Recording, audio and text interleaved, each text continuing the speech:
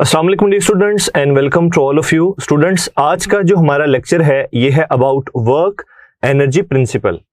तो dear students, बड़ी simple सी बात है, आपकी टेक्स्ट बुक के अंदर उसने एक स्टेटमेंट लिखी है कि work done on a body is equal to change in its kinetic energy. लेकिन डियर स्टूडेंट्स, मैं यहाँ पे आपको एक बात बता दूं कि ये एक स्पेसिफिक केस की बात कर रहा है। ये एक स्पेसिफिक, हमारे पास यूं समझ लें, कंडीशन है जिसके तहत सिर्फ काइनेटिक एनर्जी चेंज हो रही है। इन जनरल हमें यह कहना चाहिए कि जब कभी किसी मैसम की बॉडी के ऊपर वर्क किया जाता है तो उसकी एनर्जी चेंज होती है।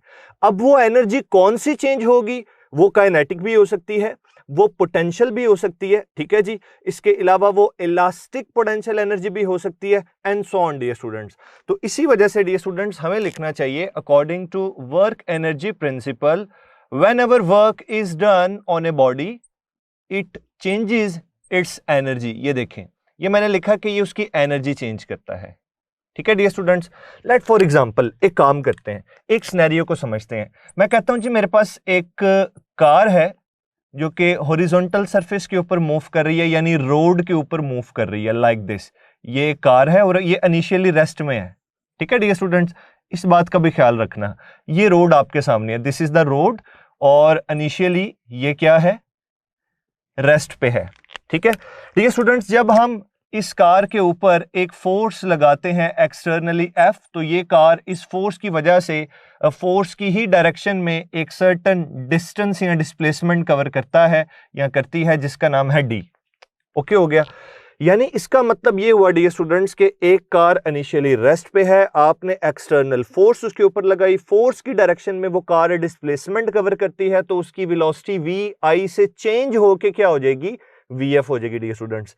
तो यहां पे मुझे एक बात बताएं, जो कार है ग्राउंड लेवल के ऊपर है, ठीक है जी। जब तक वो मूव करेगी वो ग्राउंड लेवल पे ही रहेगी ना, तो उसकी हाइट तो नहीं ना चेंज हो रही। तो इस केस में पोटेंशियल एनर्जी में चेंज नहीं आएगा डियर स्टूडेंट्स। किस में चेंज आएगा?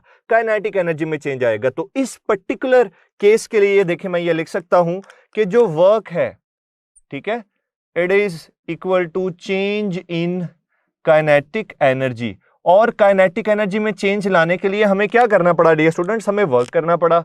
अब वर्क को आप लिख सकते हैं FD, ठीक है जी। और काइनेटिक एनर्जी का चेंज आप यूं लिखिए, final kinetic energy minus initial kinetic energy. जी स्टूडेंट्स, आई होप सो आपको बात समझ आ गई होगी। तो इस तरीके से ये सिनेरियो के लिहाज से, कंडीशन के लिहाज से, क्वेश्चन के अंदर किस बात को डिस्कस किया जा रहा होगा उसके पॉइंट ऑफ व्यू से हम क्या करेंगे? वर्क एनर्जी प्रिंसिपल को अप्लाई कर रहे होंगे। तो आइए जल्दी से जरा एक MCQ देखते हैं डियर स्टूडेंट्स। लेट्स से हमें MCQ में यह बताया गया है कि एक कोई कार है जिसका मैस लेट्स से 2000 kg है, ठीक है जी। और ये कार इनिशियली रेस्ट पे थी। जैसे ही हमने इस कार के ऊपर 20 न्यूटन की फोर्स लगाई तो इसने एक वेलोसिटी अटेन की डियर स्टूडेंट्स, जो थी 10 मीटर पर सेकंड की। तो बताइए कि इतनी फोर्स की वजह से कार ने फोर्स की डायरेक्शन में कितना डिस्टेंस या लेट्स से डिस्प्लेसमेंट कवर किया होगा। अब देखिए, मैंने जस्ट आपको हिंट्स के तौर पे सारा डाटा निकाल के दिया है और वर्बली सारा एक्सप्लेन कर रहा था। तो स्टूडेंट्स, जब आप स्टेटमेंट को रीड आउट करते हैं तो स्टेटमेंट को रीड आउट करने के बाद हमें पता चल जाता है कि किस सिनेरियो की बात की जा रही है। जी डियर स्टूडेंट्स, कौन सा आप यहाँ पे केस लगाएंगे? अब यहाँ पे ये वाला केस अप्लाई करेंगे कि कार के ऊपर वर्क करने से उसकी काइनेटिक एनर्जी चेंज हुई, ठीक है। और काइनेटिक एनर्जी जब चेंज हुई डियर स्टूडेंट्स, तो उसमें एक चीज का ख्याल रखना है कि एक्सप्रेशन तो ये बन जाएगा FD is equal to 1/2 mv² minus mvi²। वो क्या कह रहा था? इनिशियली रेस्ट पे है, तो VI की जगह क्या आ जाएगा? 0 आ जाएगा डियर स्टूडेंट्स। तो इसका मतलब ये है कि ये तो पूरा फैक्टर क्या हो जाएगा डियर स्टूडेंट्स? 0। तो सिंपली डियर स्टूडेंट्स अब इसका सोल्यूशन करते हैं। तो ये वाला जो एक्सप्रेशन है, अब आप इसे लाइक दिस इस तरह से लिख सकते हैं, FD, ठीक है, इज इक्वल टू 1/2 mv²। जी डियर स्टूडेंट्स, हमने क्या फाइंड आउट करना है? हमने वो डिस्टेंस या डिस्प्लेसमेंट फाइंड आउट करना है। तो देखें, जब यहां से हम डिस्टेंस या डिस्प्लेसमेंट को सेपरेट करेंगे तो D किसके बराबर आ जाएगा डियर स्टूडेंट्स? ये आ जाएगा जी mv² डिवाइडेड बाय 2 × f। ये स्टूडेंट्स हमारे पास एक रिलेशन बन गया जिसके अंदर हम वैल्यूज पुट करेंगे और आंसर को फाइंड करेंगे। तो स्टूडेंट्स फर्दर मैं इसे ऐसे सॉल्व कर सकता हूँ, डी एज इट इज आ जाएगा। जल्दी से बताइए मैथ्स कितना है।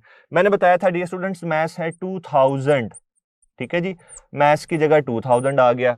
डियर स्टूडेंट्स फाइनली उसने कितनी स्पीड अटेन कर ली थी, वो है जी 10 मीटर पर सेकंड, क्योंकि उसका स्क्वायर है डियर स्टूडेंट्स, तो मैं यहाँ पे उसे लिखूंगा 100, ठीक है। यहाँ पे आ जाएगा 2 और डियर स्टूडेंट्स फोर्स हमने कितनी लगाई थी, फोर्स लगाई थी 20 न्यूटन की, ये आ गया 20। तो अब जरा कैंसिलेशन कर देते हैं डियर स्टूडेंट्स, ये देखें 1 0 से कैंसिल हो जाएगा और ये आ जाएगा डियर स्टूडेंट्स 5, ठीक है जी, और डियर स्टूडेंट्स ये आ जाएगा हमारे पास 1000, तो स्टूडेंट्स ये बन जाएगा 5000 मीटर। तो डियर स्टूडेंट्स हम इसे 5 किलोमीटर में लिख सकते हैं, यानी अल्टीमेटली जो हमारा यहाँ पे डिस्प्लेसमेंट है वो 5 किलोमीटर होगा। तो ये डियर स्टूडेंट्स एक क्वेश्चन है जो कि वर्क एनर्जी प्रिंसिपल से इस तरीके से सॉल्व किया जा सकता है।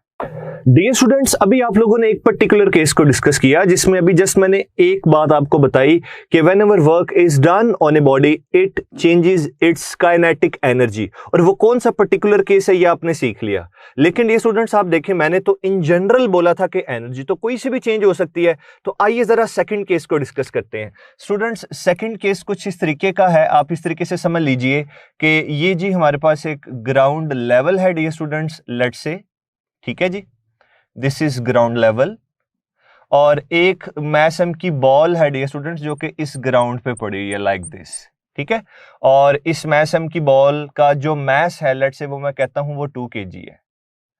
तो जब डियर स्टूडेंट्स हम इस मैस एम की बॉडी के ऊपर वर्क करेंगे और इसे अर्थ की ग्रेविटेशनल फील्ड से कहां ले जाएंगे, ऊपर की तरफ ले जाएंगे, तो एक्चुअली हमने क्या किया, हमने इस मैसम की बॉडी पे वर्क किया और इसे अर्थ की ग्रेविटेशनल फील्ड में एक पॉइंट यानी ग्राउंड से उठा के हाइट पे ले गए।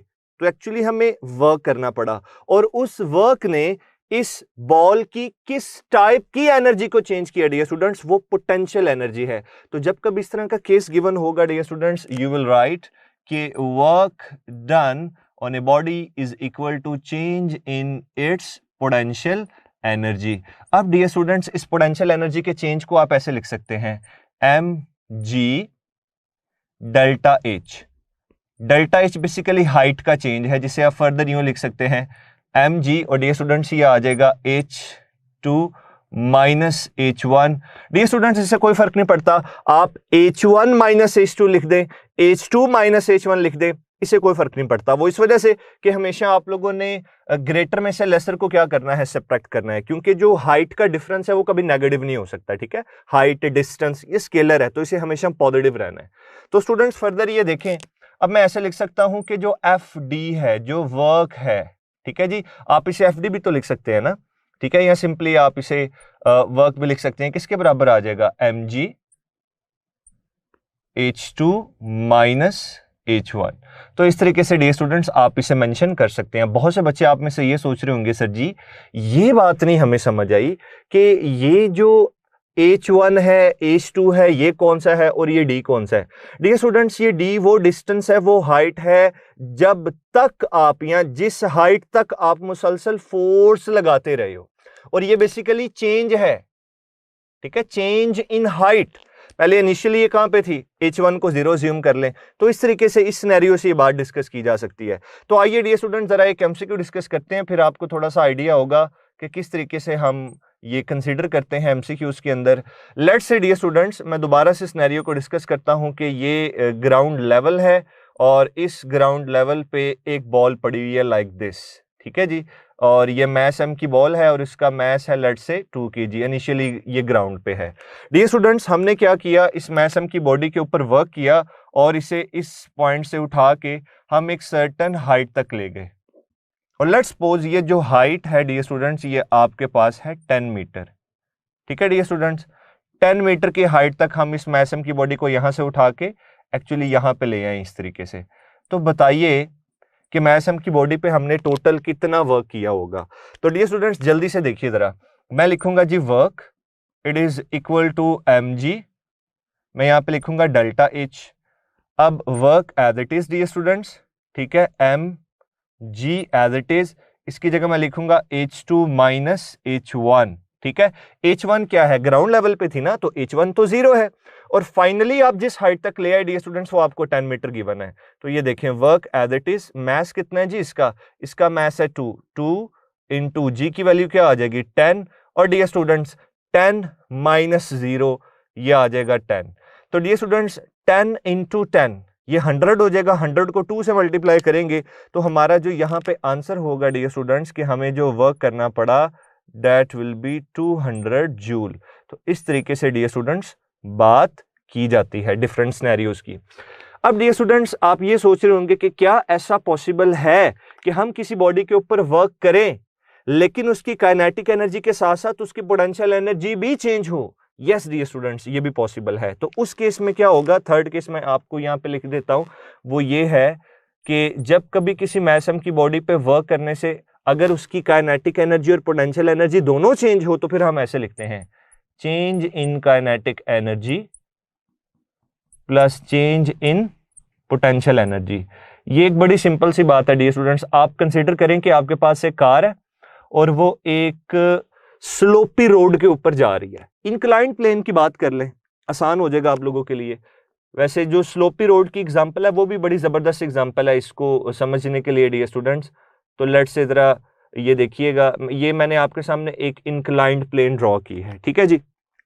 ये आपको जो हाइट नजर आ रही है this is the total height, ठीक है, h, और ये है एंगल थीटा।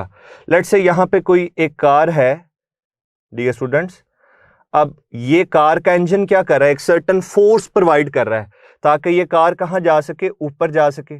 तो जब ये कार ऊपर की तरफ जा रही होगी ना डियर स्टूडेंट्स, तो अल्टीमेटली ये हाइट अटेन कर रही है, तो इसकी पोटेंशियल एनर्जी इंक्रीज हो रही होगी, ठीक है। और एक स्लोपी रोड पे ऊपर जाने के लिए इंजन को ज्यादा से ज्यादा फोर्स चाहिए होती है डियर स्टूडेंट्स। तो इसकी काइनेटिक एनर्जी, क्योंकि देखें पहले अगर यूं स्ट्रेट रोड पे आ रही है तो इसकी काइनेटिक एनर्जी मैक्सिमम है, एकदम जब ये स्लोपी सरफेस के ऊपर या लेट्स से इस इंक्लाइंड प्लेन के ऊपर जाने की कोशिश करेगी तो इसकी स्पीड एकदम डिक्रीज हो जाएगी। तो इसकी काइनेटिक एनर्जी में डिक्रीज आएगा ऊपर जाते हुए और पोटेंशियल एनर्जी क्या होगी, इंक्रीज। तो उस वक्त आप ये वाला सिनेरियो अप्लाई कर सकते हैं। तो ये डियर स्टूडेंट्स आपका टॉपिक है वर्क एनर्जी प्रिंसिपल, जिसमें हम 3 डिफरेंट सिनेरियोज में काम कर सकते हैं। अब डियर स्टूडेंट्स बात ये करते हैं कि अगर कोई जनरल क्वेश्चन पूछा जाए इस टॉपिक से रिलेटेड तो वो किस तरह का हो सकता है। तो उसको डिस्कस करने के लिए ये देखिए डियर स्टूडेंट्स, आइए जरा आपको एक एमसीक्यू बताता हूं। और एमसीक्यू की स्टेटमेंट ये है डियर स्टूडेंट्स कि आपके पास जनाब एक लोडेड ट्रक है, let's say this is loaded truck, ये दिस इज लोडेड, और एक आपके पास जो ट्रक है ये अनलोडेड ट्रक है, दोनों मूविंग है, ठीक है। ये मैंने शेड कर दिया, क्यों, ये लोडेड है, बल्कि मेंशन कर देते हैं dear students this is loaded truck, और ये क्या है, दिस इज अनलोडेड। अब डियर स्टूडेंट्स इन दोनों के बारे में ये बताया गया है कि ये दोनों मूविंग है, और जो अहम बात है वो ये है कि इनकी जो काइनेटिक एनर्जी है डियर स्टूडेंट्स ये क्या है, सेम है। A loaded and unloaded trucks have same kinetic energy, ठीक है। फिर इनके ऊपर सेम रिटार्डिंग फोर्स लगाई हमने। सेम रिटार्डिंग फोर्स का मतलब है कि दोनों ट्रक्स यूं जा रहे थे, एक लोडेड है एक अनलोडेड है, दोनों की काइनेटिक एनर्जी सेम है। दोनों के अंदर बैठे हुए ड्राइवर्स ने जब ब्रेक लगाई, ब्रेक को प्रेस किया डियर स्टूडेंट्स, यानी सेम रिटार्डिंग फोर्स लगाई। तो ये भी पता याद रखिएगा कि जो रिटार्डिंग फोर्स है एफ रिटार्डिंग, ये भी क्या है डियर स्टूडेंट्स, सेम। तो फिर अब क्वेश्चन ये है, then which of the following is correct about their covered distances before coming to rest। मतलब रेस्ट से जब देखें, जब ड्राइवर्स ने ब्रेक्स अप्लाई करना शुरू की तो जैसे ही ब्रेक अप्लाई हुई डियर स्टूडेंट्स, तो जाहिर सी बात है इन्होंने आस्ता आस्ता रुकना है। तो जिस पॉइंट पे ब्रेक अप्लाई की वहां से लेके जब तक ये रेस्ट में नहीं आ जाते तब तक जो डिस्टेंस कवर हुआ है तो दोनों का जो डिस्टेंस है वो देखें कि वो किसके इक्वल है। लेट्स से अगर इसके डिस्टेंस को मैं S1 कह देता हूं और इसके डिस्टेंस को S2 कह देता हूं, तो आपने गिवन ऑप्शंस में से जो मोस्ट सूटेबल है डियर स्टूडेंट्स उसको पिक करना है। S1 is greater than S2, beta option है dear students. S1 is less than S2, Charlie option है dear students. S1 is equal to S2 और डेल्टा ऑप्शन है dear students none of these. जी dear students, क्या answer हो सकता है इसका? अब डियर स्टूडेंट्स, अभी मैंने आपको एक बात बताई कि क्वेश्चन के अंदर से हमें कोई ना कोई पॉइंट मिल सकता है। अभी ये मैं पहले डिस्कस कर रहा था। अब क्वेश्चन की स्टेटमेंट को पढ़ने से मुझे एक बात समझ आती है। वैसे बच्चों का आमतौर पे ख्याल ये होता है कि सर जी ये लोडेड है, ये देर से रुकेगा, ज्यादा डिस्टेंस कवर करेगा, ये अनलोडेड है, ये जल्दी रुक जाएगा, कम डिस्टेंस कवर करेगा। लेकिन ये स्टूडेंट्स आपने यहाँ पे गौर किया है कि वो काइनेटिक एनर्जी को सेम कह रहा है। अगर वो काइनेटिक एनर्जी को सेम कहता है तो डियर स्टूडेंट्स फिर ऐसा नहीं होगा। अगर काइनेटिक एनर्जी सेम है तो आप इस पर्टिकुलर पॉइंट को पिक कर लीजिए कि भाई वो काइनेटिक एनर्जी कहता है दोनों की सेम है। मैं यूं लिख देता हूं, kinetic energy of first truck is equal to kinetic energy of second truck. अब काइनेटिक एनर्जी में जो चेंज आ रहा है वो किसके बराबर है? वर्क के बराबर है। वर्क क्या होता है? FD। तो dear student same retarding force लग रही है, इसलिए मैं F1 नहीं लिखूंगा, मैं लिखूंगा FS1 is equal to FS2। ठीक है डियर स्टूडेंट्स, तो देखें सेम रिटार्डिंग फोर्स है, ये दोनों कैंसिल हो जाएंगी और यहां से हमारे पास बन जाएगा कि S1 is equal to S2। ठीक है डियर स्टूडेंट्स, तो इस तरीके से आपको क्वेश्चंस पूछे जा सकते हैं। अब लास्ट टॉपिक की आप बात करें, लास्ट लेक्चर की बात करें, तो डियर स्टूडेंट्स आप लोगों ने मैकेनिकल एनर्जी को स्टडी किया था, जिसमें आप लोगों ने पोटेंशियल एनर्जी और काइनेटिक एनर्जी को डिस्कस किया था। काइनेटिक एनर्जी को हमने इन डिटेल डिस्कस किया डियर स्टूडेंट्स, लेकिन पोटेंशियल एनर्जी को हमने बड़ा माइन्यूट सा टच दिया। पोटेंशियल एनर्जी होती है यूजुअली ग्रेविटेशनल पोटेंशियल एनर्जी, जो कि होती है mgh। तो आइए जरा देखते हैं कि अगर पोटेंशियल एनर्जी से रिलेटेड हमें कोई एमसीक्यू पूछा जा सकता है तो वो किस तरीके का है। लेट्स से डियर स्टूडेंट्स, अब जरा डाटा को गौर से सुनिएगा कि मैं क्या बात करने जा रहा हूं। डियर स्टूडेंट्स, एक मैसम की बॉडी है, जब उसे अर्थ के ऊपर हम सर्टन वेलोसिटी से प्रोजेक्ट करते हैं तो वो अर्थ पे एक सर्टन पोटेंशियल एनर्जी को गेन करती है। तो उसकी पोटेंशियल एनर्जी एट अर्थ है जी 360 जूल। ठीक है डियर स्टूडेंट्स, जाहिर सी बात है कि एक सर्टन हाइट तक जब मैसम की बॉडी गई तो उसकी पोटेंशियल एनर्जी अर्थ पे इतनी बन गई। अब डियर स्टूडेंट्स, अगर सेम बॉडी को हम मून के ऊपर ले जाएं और वहां पे भी हम सेम हाइट तक लेके जाएं, मतलब लेट्स से अगर मैं सपोज कर रहा हूं, अगर मैं ग्राउंड पे उसे ग्राउंड लेवल से 10 मीटर की हाइट तक लेके गया हूं, तो मून पे भी मून के सरफेस से 10 मीटर की हाइट तक लेके गए हैं, तो बताएं वहां पे पोटेंशियल एनर्जी अब कितनी हो जाएगी? या इससे भी ज्यादा सिंपल वर्ड्स में अगर मैं आपसे क्वेश्चन पूछूं डियर स्टूडेंट्स, तो इस तरीके से पूछूंगा कि एक पर्टिकुलर बॉडी है, ठीक है, अर्थ पे उसने पोटेंशियल एनर्जी गेन की 360 जूल, बताओ सेम बॉडी सेम सर्कमस्टांसेस में मून पे कितनी पोटेंशियल एनर्जी गेन करेगी? तो डियर स्टूडेंट्स, आप सब जानते हैं कि जो पोटेंशियल एनर्जी का फॉर्मूला है वो क्या होता है? Potential energy is equal to mgh।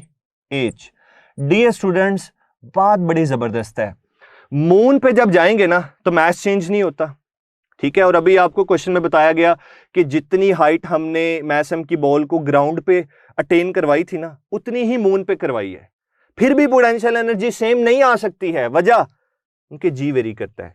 तो जी की क्या वैल्यू है? अक्सर आप लिखते हैं the value of G at moon is equal to 6 times lesser than the value of G at earth. ठीक है जी। तो अब डियर स्टूडेंट्स, यहां पे आपने एक बड़ी जबरदस्त चीज है कि जब आप इसे सॉल्व करेंगे तो देखें, मैं इसे फर्दर ऐसे लिखूंगा, पोटेंशियल एनर्जी, ठीक है, एट मून, डियर स्टूडेंट्स ये आ जाएगी mgh डिवाइडेड बाय 6। mgh की वैल्यू डियर स्टूडेंट्स हमें गिवन है 360 डिवाइडेड बाय 6। तो डियर स्टूडेंट्स ये देखें, 6 1 द 6, 6 6 द 36। तो पता चला कि वो जो सेम बॉल है सेम कंडीशंस पे जब मून पे पोटेंशियल एनर्जी अटेन करेगी तो that will be 6 times lesser, यानी कि वो 60 जूल हो जाएगी। तो इस तरीके से भी आपको पोटेंशियल एनर्जी के बारे में पूछा जा सकता है। और डियर स्टूडेंट्स, पोटेंशियल एनर्जी के अगर कोई बेसिक से क्वेश्चंस बनते हैं तो वो ये रिलेशन है, potential energy is equal to mgh, where h is the height attained by the body. इसकी एक और फॉर्म भी है, पोटेंशियल एनर्जी को आप ऐसे रहने दें, ये mg वेट है, ये w इंटू h भी आप लिख सकते हैं। ठीक है डियर स्टूडेंट्स, तो यहां से आपको डिफरेंट क्वेश्चंस जो बनेंगे वो बड़े सिंपल से होंगे और आप उन्हें देख के इजीली सॉल्व कर लेंगे। डियर स्टूडेंट्स, अब हम डिस्कस करेंगे inter conversion of kinetic energy and potential energy. उससे पहले तो आपको law of conservation of energy का पता होना चाहिए डियर स्टूडेंट्स के एनर्जी को एक फॉर्म से दूसरी फॉर्म में कन्वर्ट किया जा सकता है, लेकिन एनर्जी को कभी डिस्ट्रॉय नहीं किया जा सकता है। एनर्जी हमेशा ट्रांसफॉर्म होती है वन फॉर्म टू अनदर। इसकी आप एक बड़ी जबरदस्त एग्जांपल इस तरीके से लीजिए डियर स्टूडेंट्स के, लेट्स से मेरे पास एक मास एम की बॉडी है, वो सर्टेन हाइट पे है। जैसे ही मैं उस मास एम की बॉडी को यहां से रिलीज करूंगा तो ये डाउनवर्ड मूव करना शुरू कर देगी।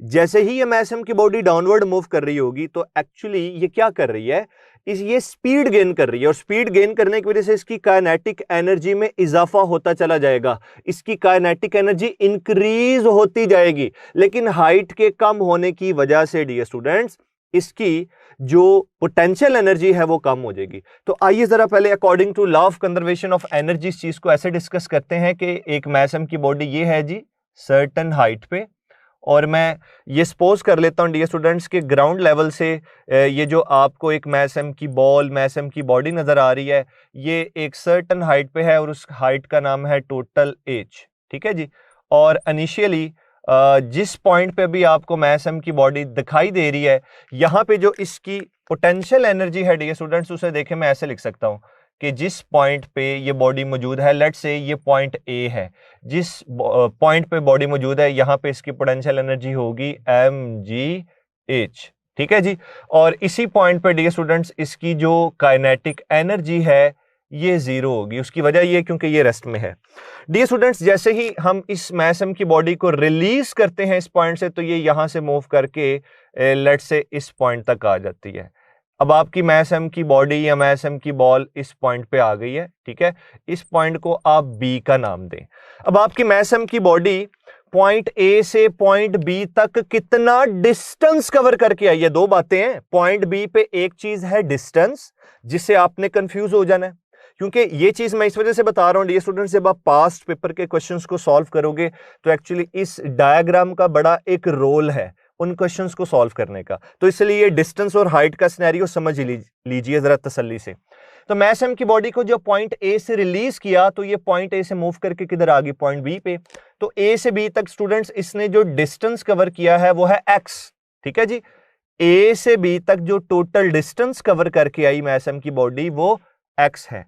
लेकिन अगर मैं हाइट की बात करूं स्टूडेंट्स, जल्दी से बताएं भाई हाइट क्या होगी। हाइट ये है कि पॉइंट बी पे जो हाइट है वो क्या होगी, हाइट का रेफरेंस लेवल ग्राउंड है, हाइट ग्राउंड से ली जाती है। ठीक है जी, तो स्टूडेंट्स ये टोटल कितना है h। अगर इस h में से आप ये x को माइनस कर देते हैं, this is something like x, तो ये जो नीचे हाइट मौजूद है ये वाली, ये होगी टोटल h में से अगर x को सब्ट्रैक्ट कर दें तो ये हाइट होगी। पता ये चला डियर स्टूडेंट्स कि ये जो पॉइंट B है, इस पॉइंट B पे जो पोटेंशियल एनर्जी, इधर जरा गौर से देखिएगा, इसे मेंशन कर देते हैं, this is potential energy at A, this is kinetic energy at A। Now I am going to discuss potential energy at B। Potential energy यहाँ पे हाइट कितनी है, शाबाश, h माइनस एक्स, तो ये पोटेंशियल एनर्जी आ जाएगी किसकी, पॉइंट B की। तो डियर स्टूडेंट्स, अगर आपसे मैं काइनेटिक एनर्जी पूछूं तो काइनेटिक एनर्जी जो है उसे हम ऐसे लिखेंगे, यानी कि पॉइंट बी पे जो काइनेटिक एनर्जी होगी वो होगी, sorry it will be kinetic energy. ठीक है जी, kinetic energy at point B ये होगी mgx। इस बात को भी याद रखना है। तो देखिए इस पॉइंट पे, पॉइंट बी पे मैंने डिस्कस किया कि पोटेंशियल एनर्जी क्या होगी और काइनेटिक एनर्जी क्या होगी।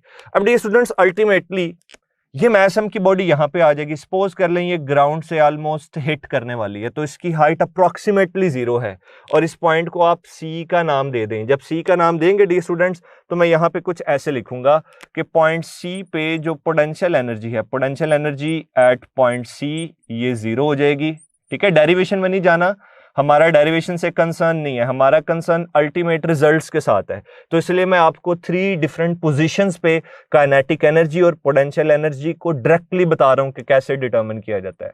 और डियर स्टूडेंट्स, अब जो काइनेटिक एनर्जी है वो पॉइंट सी पे mgh बन जाएगी। वो कैसे? मैंने कहा था ना, एनर्जी एक फॉर्म से दूसरी फॉर्म में कन्वर्ट हो जाती है। तो ये देखें, सारी की सारी पोटेंशियल एनर्जी अब काइनेटिक एनर्जी में कन्वर्ट होगी। ठीक है डियर स्टूडेंट्स, तो इसलिए काइनेटिक एनर्जी पॉइंट सी पे mgh है और पोटेंशियल एनर्जी पॉइंट सी पे हाइट के 0 होने की वजह से क्या है? 0 है। अब कई बच्चे कहेंगे सर जी हाइट तो यहाँ पे 0, बेटा ये वो हाइट है जो मास m की बॉडी ऊपर से नीचे कवर करके आई है और उसने स्पीड के गेन करने से अपनी काइनेटिक एनर्जी को ज्यादा किया है। तो इस सिनेरियो को आप याद रखिए, एनर्जी ओवरऑल क्या रहती है? कंजर्व रहती है। तो अगर पॉइंट ए पे, पॉइंट बी पे, पॉइंट सी पे आप टोटल एनर्जी की बात करते हैं तो total energy is the sum of kinetic energy and potential energy, it will remain the same. तो अब जो आर्टिकल की एक्चुअल थीम है, interconversion of kinetic and potential energy, जिससे रिलेटेड हमें डिफरेंट क्वेश्चंस पूछे जा सकते हैं, आइए वो डिस्कस करते हैं।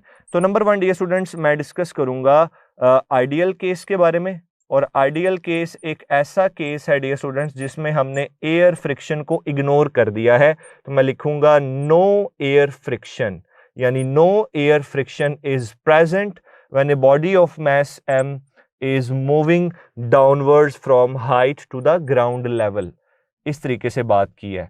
अब इसकी डायग्राम थोड़ी सी डिफरेंट है क्योंकि आप लोगों को हमने काइनेटिक एनर्जी का गेन सिखाना है, पोटेंशियल एनर्जी का लॉस कैसे होता है, ये चीजें बतानी है। तो बुक में आप डायग्राम देखेंगे नेक्स्ट पेज के ऊपर इस आर्टिकल में, वो डायग्राम कुछ इस तरीके की है कि ये मास m की बॉडी है और डियर स्टूडेंट्स ये लेट्स से मैं कंसिडर करता हूं this is our ground level.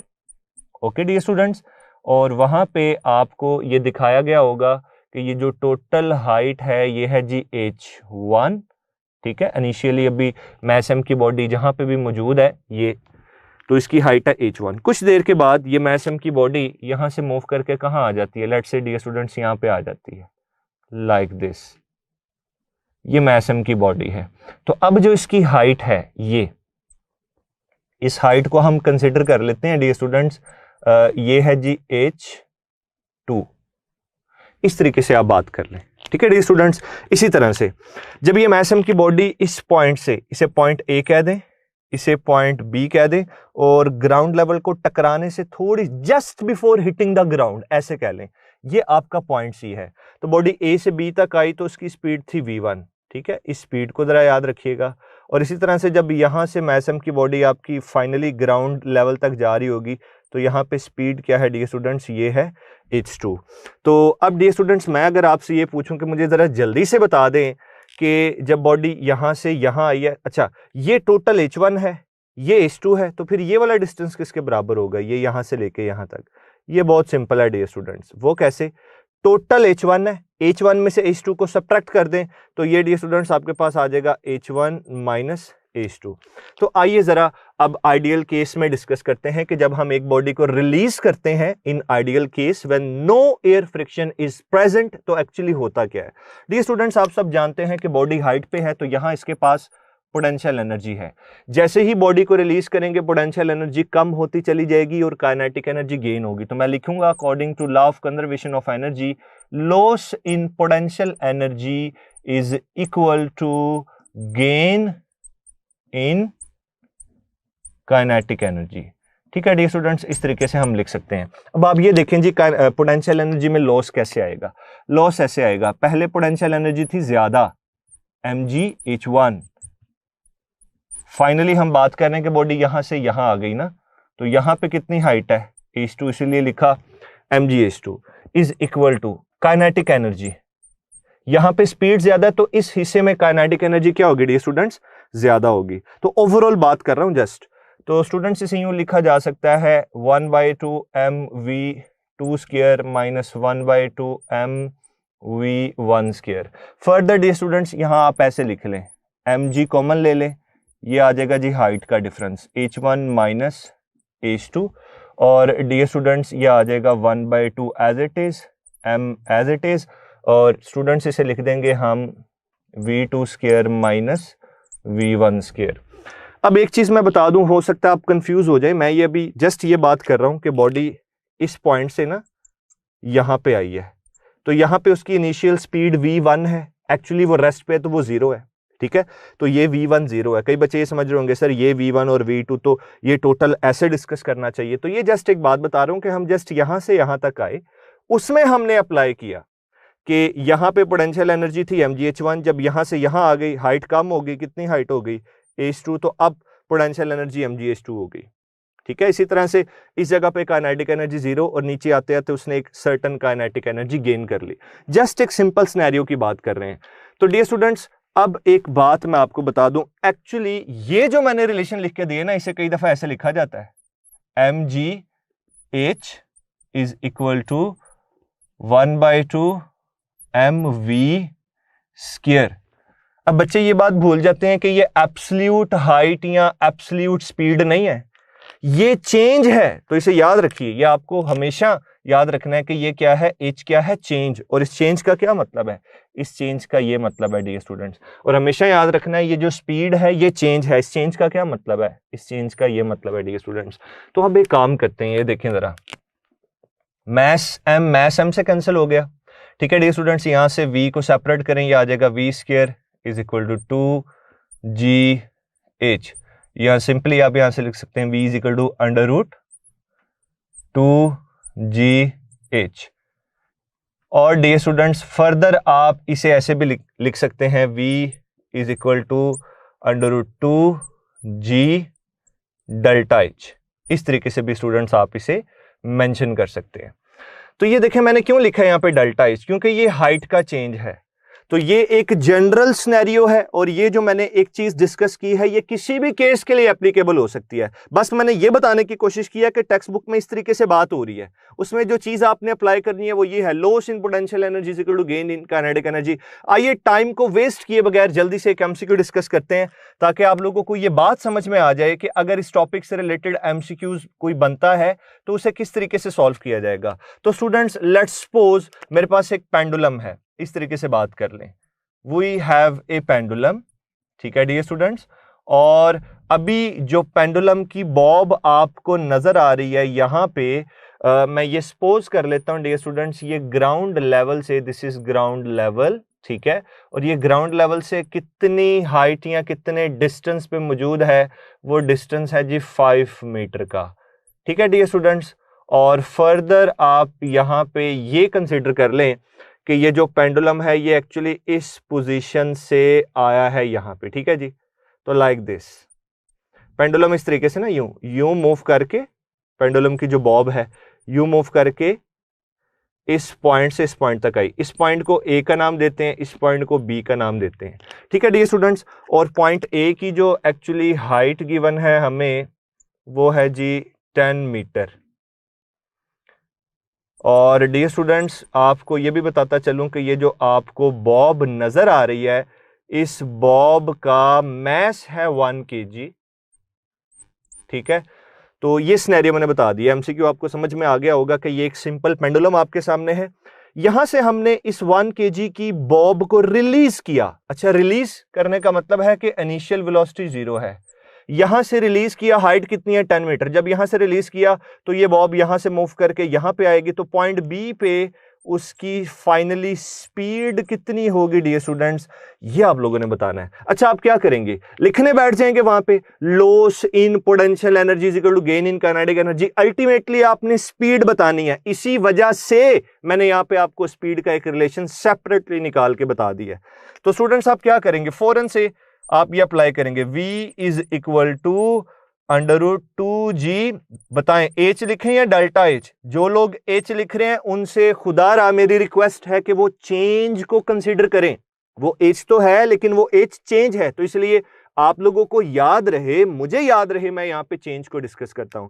तो देखें डियर स्टूडेंट्स, मैथ्स से कोई फर्क पड़ा, तो ये मैथ्स तो जस्ट आपको परेशान करने के लिए दिया था, ठीक है। तो मैथ्स से कोई फर्क नहीं पड़ता, क्योंकि देखिए अल्टीमेटली आपने पॉइंट बी पे जो स्पीड निकालनी है उसमें मैथ्स आ ही नहीं रहा। तो speed at point B is independent of the mass of the bob. तो डियर स्टूडेंट्स ये आ जाएगा, ये देखें 2 as it is dear students, G की वैल्यू हम 10 अज्यूम करेंगे। ये हाइट कितनी है, चेंज लेना ना, चेंज 10 माइनस 5, तो यहां पे 5 आ जाएगा। तो डियर स्टूडेंट्स फर्दर आप इसे सॉल्व कर लें, 5 को 2 से मल्टीप्लाई करें, क्या आ जाएगा 10, 10 इंटू 10 100। तो डियर स्टूडेंट्स इसका आंसर आ जाएगा 10 मीटर पर सेकेंड। अच्छा, एक बड़ी मजे की बात बताता हूँ। आप में से बहुत से बच्चे अक्सर ऐसे होते हैं कि जब क्लास में हम इस एमसीक्यू को डिस्कस करते हैं ना, तो स्टूडेंट्स पता क्या करते हैं, फौरन से वो अप्लाई करते हैं ये वाला रिलेशन, लिखते हैं v = √2gh, और हाइट पता कौन सी पिक करते हैं, कहते हैं सर इस पॉइंट पे हमें चाहिए ना स्पीड, तो इस पॉइंट पे जो हाइट है वही यूज कर लेंगे, तो वो इस h की जगह 5 पुट कर देते हैं और उनका आंसर भी सेम आ जाता है। तो डियर स्टूडेंट्स ये तो क्वेश्चन ऐसा है कि जहां पे एक्चुअली आपका आंसर सेम आ जाता है, लेकिन हर जगह ऐसा नहीं होता। इसलिए मैं बता रहा हूं कि आप लोगों ने ये देखना है सिनेरियो में कि मैसम की बॉडी कहां से मूव करके कहां तक आ रही है। यहां से मूव करके यहां तक आ रही है तो आप हमेशा हाइट का डिफरेंस लोगे। आइए जरा इस एमसीक्यू के अंदर एक ट्विस्ट लेके आते हैं। आपने गौर किया कि मैंने स्टार्ट में ना यहां पे बोला कि इस मैसम की बॉब को यहां से रिलीज किया गया। भाई अगर नहीं रिलीज करते, देखिए रिलीज का मतलब, ड्रॉप का मतलब है पुश नहीं देना, मतलब यूं पकड़ी हुई है जस्ट रिलीज कर दिया। तो जब पकड़ी हुई है ना मैसम की बॉब, तो इसकी इनिशियल वेलोसिटी 0 है, वो रेस्ट पे है। अच्छा, अब आपने मैसम की बॉब को यहां से रिलीज या ड्रॉप नहीं करना, पुश देना है। तो सेकंड एमसीक्यू, इसी का सेकंड पार्ट डियर स्टूडेंट्स, अगर आपको यह बोला जाए इसी सेम एमसीक्यू के अंदर कि आपने ना यहां से एक पुश दी, पुश मैं यहां पे मेंशन कर रहा हूं सेकंड केस में कि आपने पुश किया, और पुश देने का मतलब है कि लेट्स से आपने इनिशियल वेलोसिटी दी, सपोज कर लेते हैं 3 मीटर पर सेकंड। तो अब जब ये मैसम की बॉब या ये ओवरऑल पेंडुलम पॉइंट ए से पॉइंट बी पे गया है, ए पे हाइट 10 मीटर है, बी पे गया है 5 मीटर है, तो बी पे इसकी स्पीड क्या होगी अगेन जी डी स्टूडेंट्स। अब बताएं जरा, अब आप कैसे करेंगे, यानी एक ही क्वेश्चन के अंदर दो सिनेरियोज हैं। पहले मैंने रिलीज या ड्रॉप किया, सेकेंडली मैंने क्या किया, पुश दिया। कितनी पुश देने का मतलब है वेलोसिटी के साथ, कितनी वेलोसिटी इनिशियली दी 3 मीटर पर सेकंड की। कैसे सॉल्व करेंगे, अब ये तो एप्लीकेबल नहीं होगा डियर स्टूडेंट्स, ये तो तब एप्लीकेबल है जब हम ड्रॉप या रिलीज करें। तो डियर स्टूडेंट्स यहां पे आपने ये सीखा कि इन दो फॉर्मूलाए की एक लिमिटेशन है।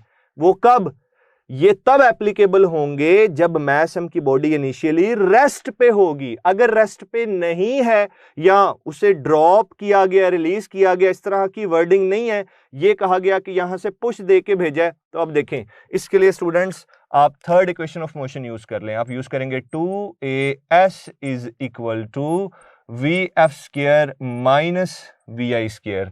डियर स्टूडेंट्स ये आ जाएगा 2g, ऑब्वियसली ये डेल्टा एच होगा, ठीक है जी। फाइनली आपने पॉइंट बी पे स्पीड निकालनी है, इसलिए मैंने उसे वी लिख दिया, और इनिशियल वेलोसिटी या स्पीड तो आपने उसे दी, वो कितनी है 3 की, तो वी बी मुझे चाहिए, तो मैं यहाँ पे लिखूंगा vb² इज इक्वल टू, ये इधर माइनस हो रहा है, इधर आके प्लस हो जाएगा, vi² plus 2g delta H. ठीक है डियर स्टूडेंट्स, आइए जनाब इसे जरा फर्दर सॉल्व कर लेते हैं। जब इसे सॉल्व करेंगे स्टूडेंट्स तो ये आ जाएगा vb² इज इक्वल टू, हाँ जी vi कितना है 3, तो ये आ जाएगा 3² plus 2 as it is, g की value 10 as it is, delta H height का चेंज 10 माइनस 5, तो डियर स्टूडेंट्स ये आ जाएगा 5।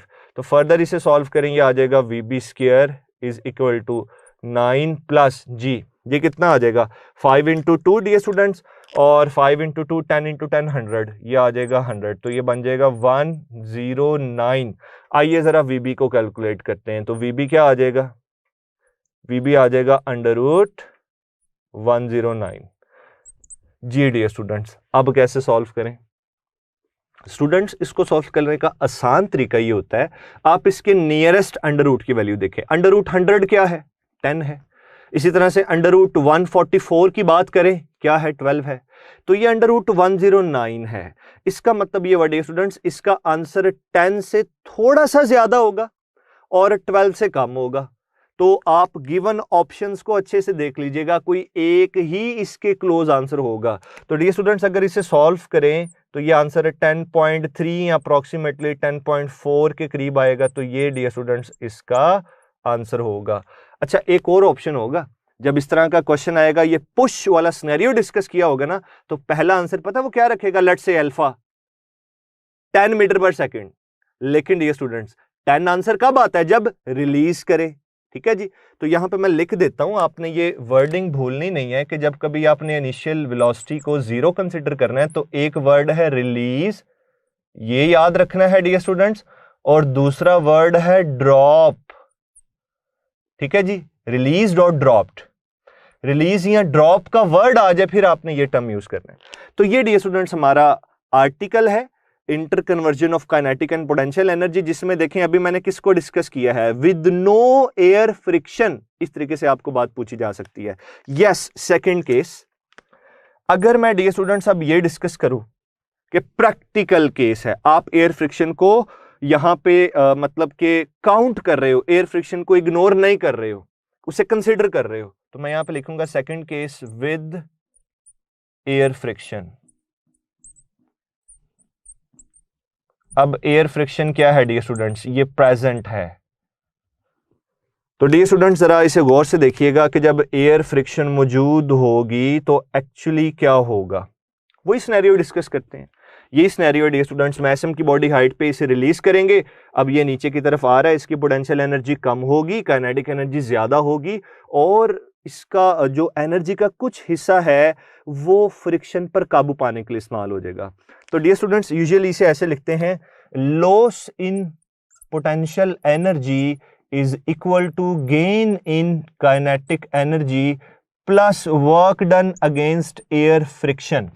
यानी कि पोटेंशियल एनर्जी का कुछ हिस्सा फ्रिक्शन पर काबू पाने में इस्तेमाल हो गया, और जो बाकी पोटेंशियल एनर्जी बची वो किस में कन्वर्ट हो जाएगी, वो काइनेटिक एनर्जी में कन्वर्ट हो जाएगी। आप अगर वर्क की बात करते हो स्टूडेंट्स, तो वर्क ऐसे होता है ना, एफ डी।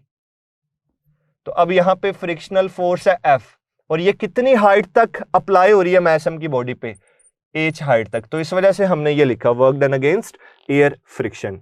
तो डियर स्टूडेंट्स आपको डिफरेंट एमसीक्यूज पूछे जाएंगे। यूजुअली जो एमसीक्यूज पूछे जाते हैं वो आइडियल केस से पूछे जाते हैं।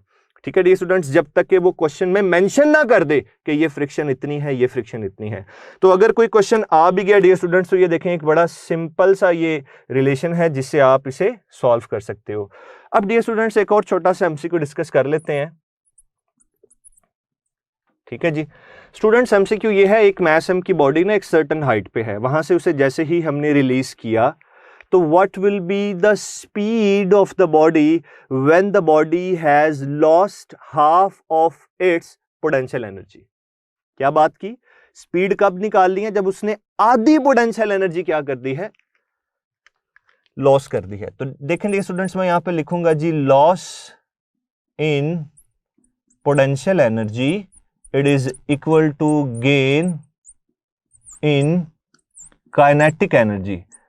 तो डियर स्टूडेंट्स आपने तब स्पीड निकालनी है जब बॉडी ने आधी पोटेंशियल एनर्जी अपनी जाया कर दी है।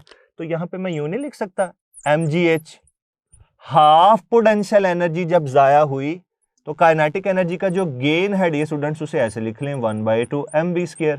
अब देखें सिंपल हो गया ना, वो कैसे डियर स्टूडेंट्स, ये देखें मैस एम को तो डायरेक्टली मैस एम से काट दें, 2 को 2 से काट दें, तो डियर स्टूडेंट सिंपली यहाँ पे v² किसके बराबर आ गया, gh के। और फर्दर अगर आप इसे सॉल्व करें स्टूडेंट्स तो वो स्पीड या वेलोसिटी जो आपको रिक्वायर्ड है वो √gh है। तो ये जस्ट मैंने एक सिंपल सा रिलेशन आप लोगों को डिराइव करके दिया जो अक्सर एमसीक्यूज में पूछा होता है। डियर स्टूडेंट्स अब लास्ट में हम डिस्कस करेंगे मशीन एफिशिएंसी को। एफिशिएंसी को आप कैसे डिफाइन करते हैं डियर स्टूडेंट्स, ये देखिएगा जरा, हम एफिशिएंसी को ऐसे डिफाइन करते हैं, efficiency is equal to output work,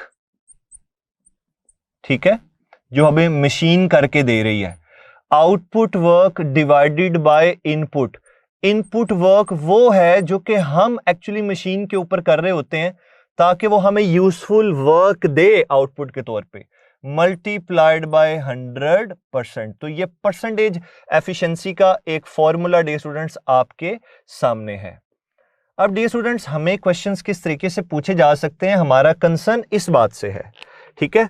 तो आइए जरा देखते हैं डियर स्टूडेंट्स, एक एमसीक्यू डिस्कस करते हैं। और एमसीक्यू ये है डियर स्टूडेंट्स कि एक मशीन है, वी हैव ए मशीन। मैं जस्ट यहाँ पे इस तरीके से शॉर्ट वर्डिंग में लिखूंगा कि आपको एमसीक्यू समझ आ जाए। एक मशीन है और इस मशीन को 1000 जूल एनर्जी या वर्क चाहिए, ठीक है, 1000 जूल ऑफ एनर्जी और work is required to raise a body of mass 10 kg. 10 kilogram की एक बॉडी है, ठीक है जी, up to a height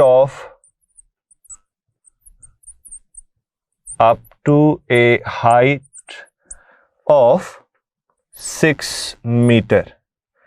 ji dear students, कुछ आइडिया हुआ आपको कि उसने क्या बताया? एक मशीन है, ये एक्चुअली आपको बता दी. अच्छा, मशीन के बारे में तो आप सब जानते हैं कि मशीन एक ऐसी चीज है जो कि इंसानी काम को कम कर देती है, जो ह्यूमंस के लिए आसानियां पैदा करती है. ठीक है जी, एक मशीन है, 1000 जूल ऑफ एनर्जी और work is required to raise a body of mass 10 kg up to a height of 6 metre. ठीक है, तो आप जल्दी से बता दीजिए what will be the machine efficiency, what will be the efficiency of the machine. और परसेंटेज एफिशिएंसी की बात की जा रही है. जी डियर स्टूडेंट्स, कैसे करेंगे आप इसे? बड़ा एक सिंपल सा क्वेश्चन है. परसेंटेज एफिशिएंसी को फाइंड आउट करना है तो 4 जो ऑप्शंस आपको दिए होंगे, उन 4 ऑप्शंस के अंदर हम परसेंटेज को ही डिस्कस कर रहे होंगे. अब डियर स्टूडेंट्स ये देखें, एक मशीन है, उसने 10 kg की बॉडी को ऊपर लेके जाना है. कितनी हाइट तक लेके जाना है? 6 मीटर की हाइट तक लेके जाना है. तो हमें आउटपुट पर रिक्वायर्ड क्या है कि हमारा जो 10 किलोग्राम वाला बॉडी है वो 6 मीटर की हाइट पे चला जाए. हमें तो ये रिक्वायर्ड है, और ये क्या है? आउटपुट. और ये काम करवाने के लिए मुझे मशीन पे कितना वर्क करना पड़ रहा है? That is 100 joule. या उसे जितनी एनर्जी इनपुट के तौर पे देनी पड़ रही है वो कितनी है? 100 जूल.